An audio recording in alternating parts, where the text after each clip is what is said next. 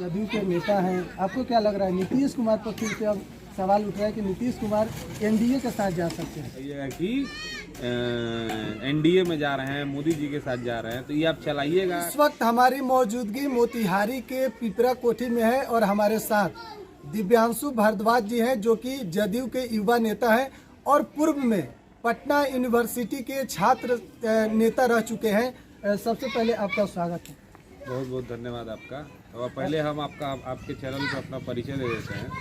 मेरा नाम हुआ दिव्यांशु भारद्वाज और हम पटना विश्वविद्यालय छात्र संघ के अध्यक्ष रहे और युवा जदयू के बिहार प्रदेश के अध्यक्ष रहे और वर्तमान में हम प्रदेश के सचिव हैं और यही मोतिहारी के रहने वाले हैं। आज यहाँ पर सहनी टोला में आए हैं, क्या कुछ लग रहा है? धरातल पर उतरे हैं, कितना आपको लग रहा है कि विकास हुआ है यहाँ पर पूर्वी चंपारण? नहीं, हमारा तो यहाँ आने का कारण, हम तो हर शनिवार रविवार, चूँकि मोतिहारी मेरा घर है, यहीं से पढ़ाई हुई है, यहीं रहे हैं और यहीं खेले हैं, यहीं कूदे हैं, तो शनिवार रविवार को चले आते हैं। 5 दिन पटना रहते हैं, 2 दिन आ जाते हैं, लोगों से मिलना जुलना, अपना घर है, लोगों से मिलना जुलना, उनके सुख दुख को जानना, उनके साथ खड़ा रहना, इसके लिए यहाँ चले आते हैं। विकास की जहाँ तक बात है, विकास तो पूरे बिहार में हुआ है, इसमें कहाँ से कोई बहुमत है? आप सहनी टोला में खड़े देखिए, बिजली देख लीजिए, रोड देख लीजिए, नल जल का काम देख लीजिए, विकास में कहीं कोई दिक्कत नहीं है। विकास तो पूरे बिहार में पिछले 15 वर्ष में, पिछले 18 वर्ष में, 19 वर्ष में नीतीश जी के नेतृत्व में पूरे बिहार में जबरदस्त विकास हुआ है, तो कहीं कोई बहुमत नहीं है। अच्छा, अभी बिहार में कहा जा रहा है कि महागठबंधन में सब कुछ ठीक नहीं है। क्या आप जदयू के नेता हैं, आपको क्या लग रहा है नीतीश कुमार पर फिर से अब सवाल उठ रहा है कि नीतीश कुमार एनडीए के साथ जा सकते हैं? देखिए, यह बात तय होना मेरे स्तर से नहीं है। मैं आपको अभी यहाँ पे खड़ा होकर के और बड़ी बड़ी बात कर दूँ तो यह तय होना मेरे स्तर का नहीं है। ये तय होगा, अगर नीतीश जी निर्णय लेंगे भी तो हमको जानकारी इसकी नहीं होगी, लेकिन हमारे नेता जो भी निर्णय लेंगे हम लोग उनके साथ खड़े रहेंगे। और नीतीश निश्चित तौर पर इन 18-19 वर्षों में नीतीश जी के नेतृत्व में बिहार में हमको तो बाद में उनसे जुड़ने का अवसर मिला, क्योंकि हम अखिल भारतीय विद्यार्थी परिषद ABVP में 8 साल रहे और प्रशांत जी के माध्यम से जदयू में आने का सौभाग्य प्रशांत किशोर जी हमको जदयू में लेकर के आए। लेकिन जब आप बिहार के किसी भी व्यक्ति से, हम एक लाइन में इसका जवाब देंगे, बिहार के किसी भी व्यक्ति से हो सकता है कि बहुत लोगों की उम्मीद, कुछ लोग खुश होंगे, कुछ लोग नाराज होंगे, लेकिन कोई भी ऐसा व्यक्ति नहीं है, दावे के साथ मैं कह सकता हूँ कि जो कह दे कि 18 वर्षों में बिहार में विकास नहीं हुआ है, काम नहीं हुआ, कि कहीं कम कहीं ज़्यादा, कोई बहुत खुश होगा, कहीं कोई दुख होगा, लेकिन बिहार में निश्चित बिहार की दशा और दिशा नीतीश जी ने बदलने का काम किया है इन 18 वर्षों में। बिहार में काम तो हुआ है, लेकिन सवाल था कि नीतीश कुमार एनडीए में जा रहे हैं क्या? नहीं, एनडीए में जा रहे हैं, ये तो आप लोग मीडिया वाले लोग अगर इस चीज़ को नहीं चलाइएगा तो आपका TRP कैसे बढ़ेगा? आप लोग चलाइएगा। गाँव-गाँव में लोग, आजकल मोबाइल हो गया है, डिजिटल क्रांति है। जब एनडीए में रहेंगे तो कहिएगा कि वापस महागठबंधन में जा रहे हैं, महागठबंधन में रहेंगे तो कहिएगा कि एनडीए में जा रहे हैं, मोदी जी के साथ जा रहे हैं। तो ये आप चलाइएगा, क्वेश्चन मार्क बड़ा इसको हवा बनेगा तब ना लोग देखेगा। सब कुछ सामान्य रहेगा तो किसे देखेगा? अभी रोड पर मान लीजिए यहाँ पर सामने में एक मदारी चला है और यहाँ पर खड़ा हो जाए, ढोल लेकर के लगे बजाने, तो सब लोग वहाँ पे निश्चित तौर पर खड़ा हो जाएगा। तो मीडिया है, मीडिया आप लोगों को चलाना है, लेकिन हमने आपको पहले भी कहा कि यह मार्केट में निश्चित तौर पर चल रहा है, मीडिया में चल रहा है, लोग इसकी चर्चा कर रहे हैं, लेकिन अभी तक तो आज की स्थिति में जब मैं आपसे बात कर रहा हूं तब नीतीश कुमार महागठबंधन के साथ हैं और महागठबंधन की सरकार मजबूती से चल रही है बिहार के अंदर। अच्छा, अभी एक मुद्दा चल रहा है राम मंदिर को लेकर, 22 जनवरी को प्राण प्रतिष्ठा है, क्या लग रहा है? तेज प्रताप यादव जी का बयान आया कि राम जी सपने में आकर कह रहे हैं कि 22 जनवरी को नहीं आएंगे।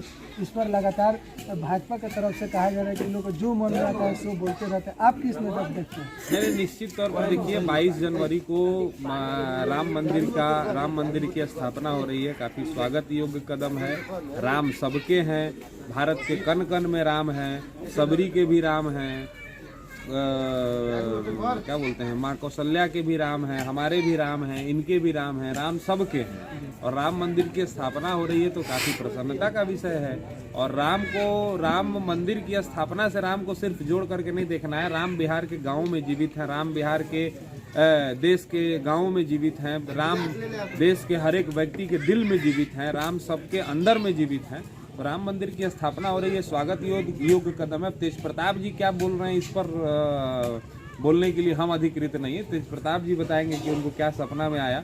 सपना में तो खैर किसी को कुछ भी आ सकता है। अब हमको आ सकता है सपना में कि हम प्रधानमंत्री बन गए, आपको आ सकता है कि आप अमेरिका के राष्ट्रपति बन गए। तब सपना के बाद का क्या कहा जा सकता है इसमें, लेकिन तेज प्रताप जी इस पर बढ़िया से बताएंगे कि उनके सपना में क्या आया, वो क्या बोल रहे हैं। इस पर तेज प्रताप जी से आप पूछिए। लेकिन हकीकत यह है कि राम मंदिर बन रहा है, अच्छा है, काफ़ी स्वागत योग्य कदम है। राम मंदिर बने और लोगों की आस्था का विषय है। राम इस भारत की आस्था के विषय है, राम इस दुनिया के आस्था के विषय हैं।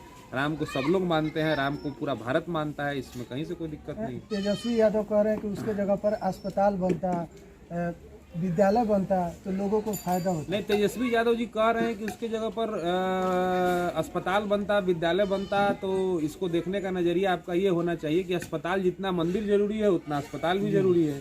कोई भी चीज़ अगर एक ही कर दीजिएगा, मान लीजिए ऐसा थोड़ी होता है कि या तो हम पूरा कपड़ा ही पहनेंगे या तो हम नंगे रहेंगे। बीच का भी तो रास्ता होता है कि मंदिर भी बने, अस्पताल भी बने, हॉस्पिटल भी बने। किसी का इलाज, किसी को पूजा करने का मन है तो हॉस्पिटल में जाके पूजा करेगा, और किसी को तबीयत खराब है तो मंदिर में जाके इलाज होगा उसका। जितना मंदिर बनना जरूरी है उतना अस्पताल बनना भी जरूरी है, उतना स्कूल बनना भी जरूरी है, उतना कॉलेज बनना भी जरूरी है। जब आदमी की जिस चीज़ की आवश्यकता हो चुकी, आप देखिए, इसमें समझने का बात यह है कि आप अपने आप को विकसित कैसे बोलिएगा। आप अपने आप को डेवलप्ड कंट्री, डेवलप्ड स्टेट के रूप में कैसे देखिएगा, डेवलप्ड कंट्री के रूप में कैसे देखिएगा। जब आपके पास सारी सुविधा हो, जब आपके नागरिक को मन करे कि हमको पूजा करना है तो राम मंदिर में जाके पूजा कर ले। जब वो उनको मन करे, उनकी तबीयत खराब हो, उनको जरूरत हो अस्पताल की, दवाई की, इलाज की, तो अस्पताल में जाके इलाज करा ले। जब यहाँ के बच्चों को मन करे कि हमको खेलना है तो मैदान में जाकर के खेल ले।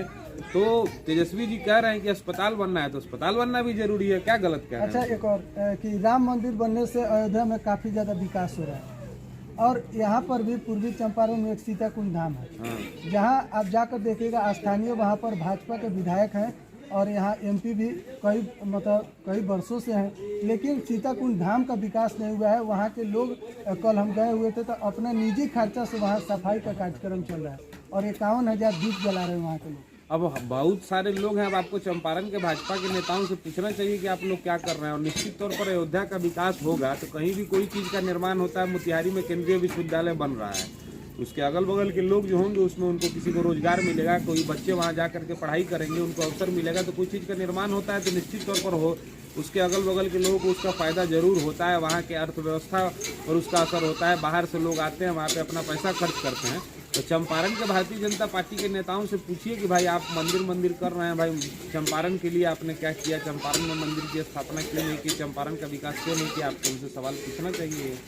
अभी आपका सरकार है, तेजस्वी यादव उप मुख्यमंत्री है और पर्यटन मंत्री भी है, तो तेजस्वी प्रसाद यादव का भी तो काम बनता है कि बिहार में जो सीता कुंड धाम है, यहाँ पर माता सीता और भगवान राम जी। नहीं, आपका कहना बिल्कुल सत्य है कि उत्तर प्रदेश में राम जी और बिहार में सीता जी, सीताराम, पहले लोग गांव में कहते थे सीताराम, पहले सीता जी का नाम लिया जाता। तो निश्चित तौर पर आपकी जानकारी के लिए बता दूं कि 6 करोड़ में हमको लगता है 100 करोड़ से ज़्यादा की राशि सीतामढ़ी में जो पुनौरा धाम है उसके पुनर्विकास के लिए नीतीश कुमार जी ने अभी जा करके वहाँ पर देख रेख करके और 100 करोड़ से ऊपर अधिक की राशि उन्होंने दी है वहाँ पर।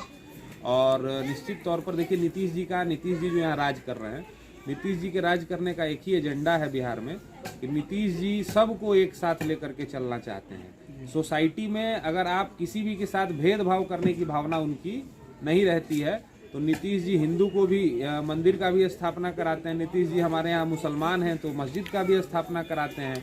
हमारे यहाँ ईसाई हैं तो ईसाई के लिए भी व्यवस्था कराते हैं। अभी आपको याद होगा कि बिहार में सिखों के गुरु गोविंद सिंह की जो 100वां जो प्रकाश उत्सव था उसके में बिहार ने मेजबानी की थी और वर्ल्ड क्लास का कार्यक्रम नीतीश जी के नेतृत्व में पूरे दुनिया के सिख लोग बिहार में आए थे और बिहार ने जो मेजबानी की थी उसका उन्होंने वाहवाही किया था। तो नीतीश जी 18 वर्षों से आप देखिए, 18 वर्ष अगर आप सत्ता में हैं तो निश्चित तौर पर आप सबको लेकर के चल रहे हैं, तभी इतने बड़े पैमाने पर आप सत्ता में बने हुए हैं। तो नीतीश जी सबको लेकर के काम करने वाले व्यक्ति हैं, इसमें कोई डाउट नहीं है।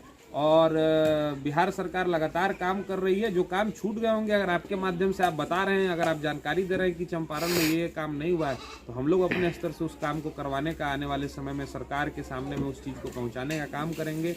आप मीडिया है, आपका भी दायित्व बनता है, तो आपने जो जवाबदेही मेरे ऊपर दी है उसको हम सीताकुंड धाम के लिए आप आगे आवाज़ उठाइएगा। क्यों नहीं उठाएंगे, बिल्कुल उठाएंगे। अगर मेरे आवाज़ उठाने से चंपारण का विकास होता है, यहाँ के लोगों का विकास होता है, तो 100% उठाएंगे। आप हमको जानकारी दी, आपका बहुत बहुत धन्यवाद करते हैं। आपका सत्याग्रह जो चैनल है उसको धन्यवाद देते हैं, और एक और चैनल है बिहार एक सच है, इसको धन्यवाद देते हैं। आपके माध्यम से हमको जानकारी मिली, हम इसको अपने स्तर से जितनी मेरी क्षमता है इसको उठाने का प्रयास करेंगे। अच्छा, आखिरी सवाल, बिहार में नौकरी का भरमार हो रहा है, शिक्षा में हो चाहे स्वास्थ्य विभाग में हो। जो बीजेपी कही थी कि हर साल 2 करोड़ रोजगार देंगे, तो ये भारतीय जनता पार्टी के लोगों से आपको पूछना चाहिए कि 9 साल से आप सत्ता में हैं, तो 9 दूना 18 करोड़ रोजगार कहाँ पर है। और नीतीश जी अभी बिहार में शिक्षकों की बहाली हुई है, यहाँ पे लोग खड़े हैं, आप अपना कैमरा घुमा करके पूछिए कि यहाँ पे निश्चित तौर पर जो शिक्षक बहाल हुए हैं, और गांव में निश्चित तौर पर पहले से स्कूलों की स्थिति पहले से ठीक हुई है, शिक्षक आ रहे हैं, बच्चे स्कूल जा रहे हैं, उन पर कड़ाई की गई है। तो जो स्थिति है, मान लीजिए समस्या तो कभी खत्म नहीं होगा ना। लालू जी के जो समय समस्या था उसको नीतीश जी ने पूरा किया। अब नीतीश जी के समय जो समस्या बच जाएगा वो आने वाले करेंगे। तो नीतीश जी लगातार पॉजिटिव सोच के साथ बिहार का विकास करने के लिए काम कर रहे हैं। उनका कभी ऐसा तो नहीं है कि समस्या समाप्त हो जाएगा और समस्या कभी कोई रहेगा ही नहीं। मोदी जी चले जाएंगे, नीतीश जी चले जाएंगे तो समस्या समाप्त थोड़ी हो जाएगा। तो जो समस्या है, नीतीश जी ने एक आज गांधी मैदान में बिहार, आज पूरा बिहार देश में नजीर बना।